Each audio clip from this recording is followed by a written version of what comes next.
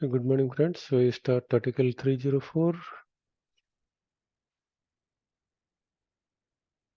Law Excavation and World Repair.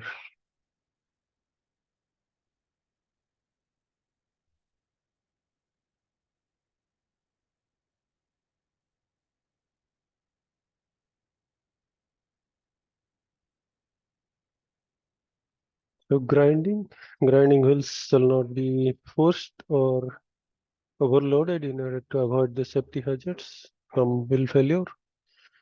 Furthermore, overloading of grinding wheels can cause areas of localized high temperature in the substrate being ground, leading in some cases to the formation of brittle, untempered martensite or tight shallow surface cracks. Abusive grinding or uneven and rough finish can result reduced fatigue strength or premature failure due to introduction of large surface residual tensile stresses and stress residues. This problem normally can be avoided by using lighter grinding practices that avoid surface oxidation evident through discoloration. This may be necessary to preheat some high-strength alloy steels prior to grinding. Grinding wheels are manufactured to used in specific materials, ferrite or austenitic stainless steels, machineries, etc. Therefore, only grinding wheels specifically designed to work on the material being ground shall be used. Rotary files should be considered for nickel alloys. Grinding or cutting consumables used in carbon or low alloy steel materials will become impregnated with residues of those materials and become unusable for use in austenitic stainless steels. Abrasive cutting or grinding consumables should be segregated for use on carbon and low alloy steels from those used for austenitic stainless steel substrate. Surface contamination of austenitic stainless steel with carbon or low alloy steel residues can result in surface corrosion or pitting of the austenitic stainless steels. To avoid such problems, only grinding wheels designated as austenitic stainless steel grinding wheels shall be used on those materials.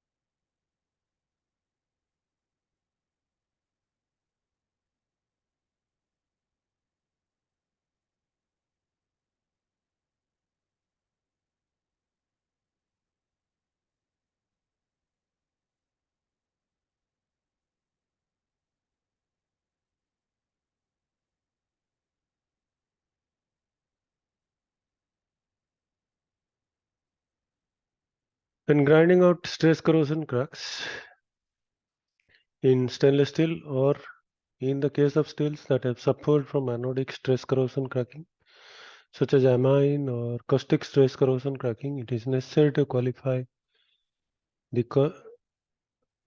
and control the amount of heat generated to avoid making the cracks deeper and longer as a result of excessive heat. Steel contaminated with caustic or amine can also re-crack during the welding repair or thermal cutting. Appropriate cleaning procedures shall be used prior to excavation or repair. In tight spaces, boring tools may be used in place of grinding wheels. Machining. When cutting fluids are used, care shall be taken to prevent their contact on surface where they may be detrimental. Furthermore, chips of the machined metal shall be controlled and kept from entering components where their presence can be detrimental. Honing speed shall be adjusted as a function of length to bore ratio of the component and its material hardness. Flapping. Flapping should only be used on a smooth and polished surface. Flapping is unsuitable for removing defects other than superficial surface blemishes. The abrasive marks of the flappers should be directed perpendicular to the direction of proceeding pass. Marks of the proceeding pass should be removed prior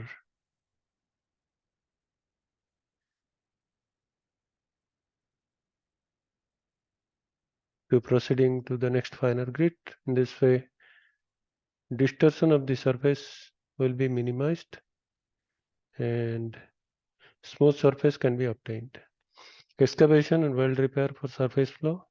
Like there is something, they grind it smooth and they rebuild. Taper 3:1 taper is not required when the cavity will be filled with weld metal. Excavation weld repair of embedded flow. So 3:1 taper is not required when the cavity will be filled with weld metal.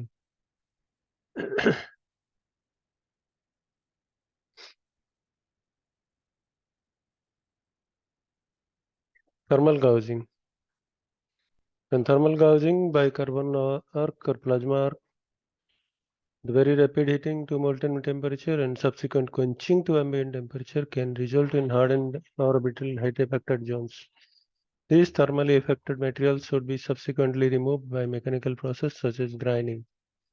For some materials, it may be necessary to preheat the metal prior to arc gouging in order to prevent cracking. In particular, materials that are required to be post-weld heat treated by the construction code or post-construction code.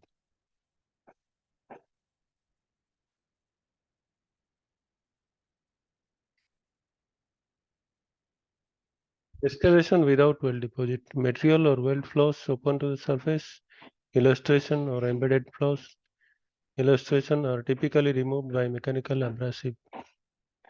If the remaining wall thickness of the excavation with allowance of future corrosion is greater than the minimum required wall thickness required by applicable construction code, post-construction code such as local thin area rules of API 579-1, ASME FFS1, then the excavated area may be blended to 3:1 or smoother profile slope and left as is for return to service.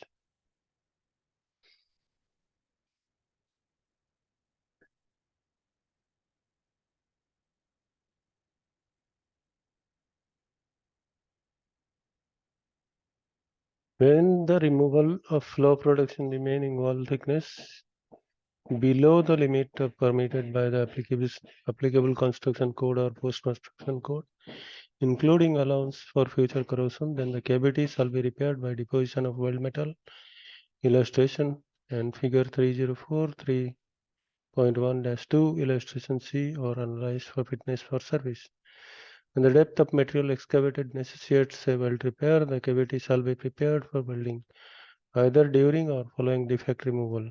The excavation shall be stepped to provide adequate access for the welding operation in order to facilitate proper fusion and avoid slag entrapment or lack of penetration. To minimize weld shrinkage stresses, the width of cavity should only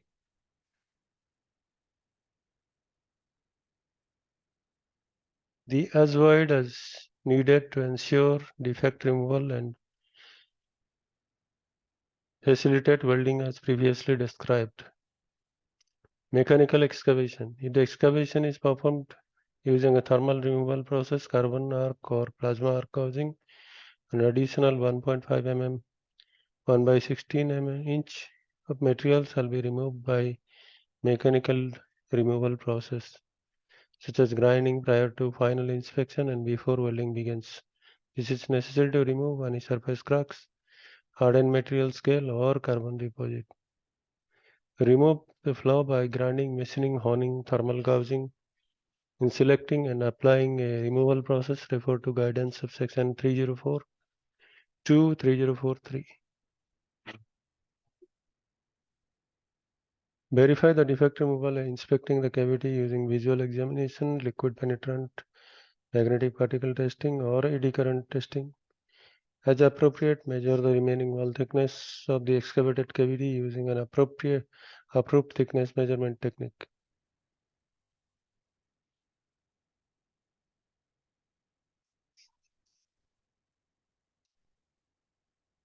If the remaining is greater than the minimum required thickness as determined by fitness of service evaluation, the excavation cavity need not be filled with weld deposit as provided in para 304.3.1. When required by design, repair the cavity by welding according to a qualified welding procedure specification WPS using a qualified welder as required by applicable construction code or post-construction code. Perform preheat and post-weld heat treatment when required by the applicable construction code and post-construction code as indicated by owner user specification as detected by service condition. In some cases, special features may be required to accomplish precision work. In addition, it is often beneficial to develop special gauges to monitor the depth of metal removal and prevent excessive material from being removed. Special counter templates or common carpenter gauges may be used and may be integrated into special fixtures.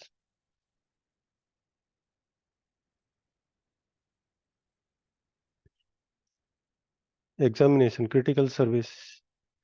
In critical service application following a local repair, the final surface and adjacent area shall be examined using BT, PT, MTET or RR in accordance with defect accepted criteria, the applicable construction code, post-construction code, volumetric examination RT and UT shall be considered. RT or UT, where there is possibility of loss introduced during the repair welding, such as shrinkage cracks from deep weld repairs in thick section.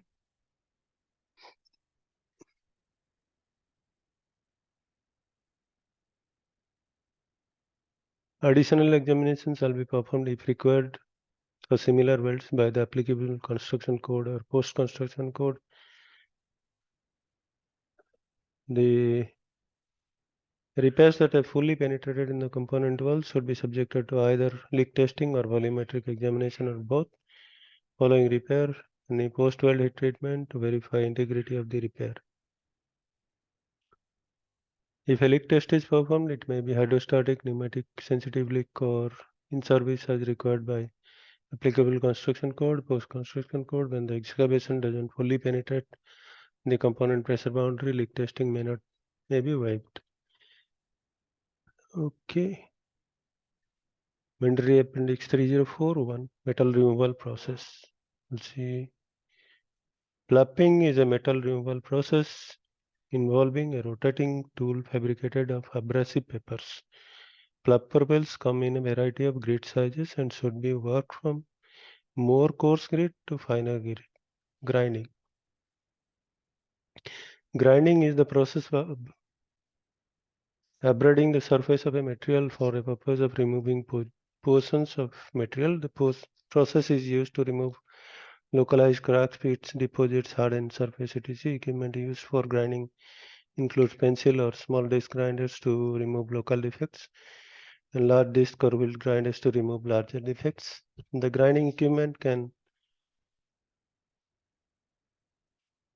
be electric or air driven with wheels of various shapes, sizes, and abrasive characteristics. Every grinding wheel has two constituents: the abrasive that does the cutting and the bund that holds the abrasive component. Variations of these components can be selected to give a wide range of grinding characteristics. The three American National Standard Institute ANSI standard that provide specification of grinding wheels ANSI B74.13 for identifying grinding wheels, other bonded abrasives. 74.2 specification shapes for sizes of grinding wheels and for shape sizes and identification of mounted wheels. ANSI B7.1 safety requirement for use, care, and protection of abrasive wheels. Manual grinding is generally divided into one of the three categories: rough grinding, polishing and blending, buffing. A relatively rapid removal of excess weld metal or base material using coarse abrasives, polishing and blending. achieving a semi-smooth finish using a medium abrasive.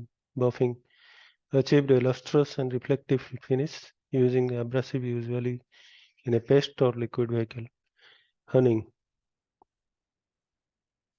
Honing is an abrasive process that is used to obtain a fine finish or inside surface of a cylindrical component.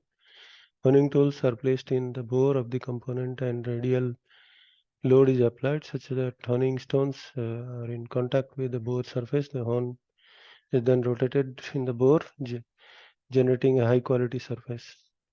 Honing stones generally manufactured of aluminum oxide, silicon carbide or diamond abrasive grits held together by vertified clay resin or metal bond. The grain and grade of abrasive to be used is based on the amount of stock to be removed and the surface finish desired. Silicon carbide is generally used for cast iron, while aluminum oxide is generally used for steel. As with grinding disc and lapping compound, the finer the grit, the finer the surface finish. Lapping. Lapping is a polishing technique that can be used to prepare surface requiring very smooth finish. Lapping is not economical for removing deep defects. A general rule of thumb is that lapping method is suitable for shallow defect less than 0.05 mm, 0.002 inch defects located greater than this depth should be removed by other methods. Lapping machines are available as portable or bench type systems. In many cases, lapping is performed with special disc or plates made specifically for a given typical type of application. These plates are normally very thick to maintain dimensional stability. After defect removal, the surface should be lapped to finish and dimension specified by design.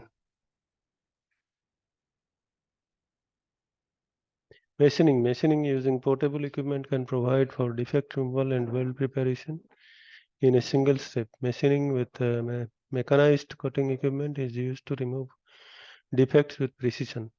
Machining equipment used to remove defects or prepare a surface repair including boring bars, milling machines, magnetic drills, flange fissures, portable lathes, and pipe cutting and beveling machines. Machining has the advantage of cutting and forming the weld preparation with a single piece of equipment while closely controlling dimensional tolerance. Machining of a bore is required such as valve maintenance. Other bars are available with accessories to grind the mill unique geometries. And to drill and tap stud holes, portable milling machines can be used to remove localized materials at a faster rate than machine mounted on the component outer or inner diameters. Small milling machines have been developed to operate in relatively restricted locations. Machining generally involves the use of cutting fluids that perform several functions including lubrication, cooling, and chip removal, thermal gouging. In situations where defects are found to be extensive and where accuracy is not critical, thermal gouging, carbon and gouging of plasma or gouging can be used effectively. Thermal gouging techniques are thermal removal process that involve localized melting of metal which is quickly swept up away by the force of high velocity air or gas jets. Boat sample cutting. Boat samples are metal samples in shape of a boat hull that are cut out from a base metal, weldments or weld heat affected zones. This process can be used to remove removal of weld defects, but is more commonly used for obtaining samples of base material or welds for metallurgical mechanical testing. Boat sample cutter, sometimes referred to as weld probers or tree planning machines, are mechanical devices designed to remove a portion of weld or metal plate by saw cutting from a plate surface. The machine is saw with a disc-shaped blade capable of excavating and removing boat-shaped specimen from a flat surface in any position. Boat sample cutters can be air power or electric motor driven. They are a portable device that are easily mounted on the surface of the material to be excavated by means of four anchoring bolts built to the surface. Seam spacers are used to adjust the width and depth of cut by controlling the space between the saw mounting frame and the surface of the plate. Once securely mounted on the anchor bolts, the cutting process begins, making a single cut at the edge of the material to be excavated. The curved blade is fed into the material until the desired depth is achieved, and the saw circumference is at right angles to the joint. The blade is then retracted and saw rotated to 180 degree, and then second cut is made. The two cuts meet automatically in the same plane, and the excavation is complete. Both samples can be cut either longitudinal or transverse with respect to weld joint. They are both shaped, and the cut sides have a spherical curvature. The size varies in proportion to the thickness of the plate being cut. However, the specimen can range from small size of 1/8 inch depth to 3/8 inch length, 3/8 inch width to a large size, 1 inch depth, or 3/4 inch length and 1/2 inch width. The larger specimen can be excavated with specially designed equipment. The excavated bore samples are large enough to allow for various mechanical testing process. Cross sections of the boards can be used for hardness testing of metallographic inspection. Full length specimen can be machined for tensile testing, bend testing, or Charpy notch impact testing. Once the board sample has been removed, the cutter can be detached from the mounted position and the anchor bolts can be removed from the plate surface. The cavity left by removal of excavated board sample is very conductive to repair welding. The tapered nature of the cavity and the sloping curvature of the cavity walls allow complete and easy access for most welding process. Board sample.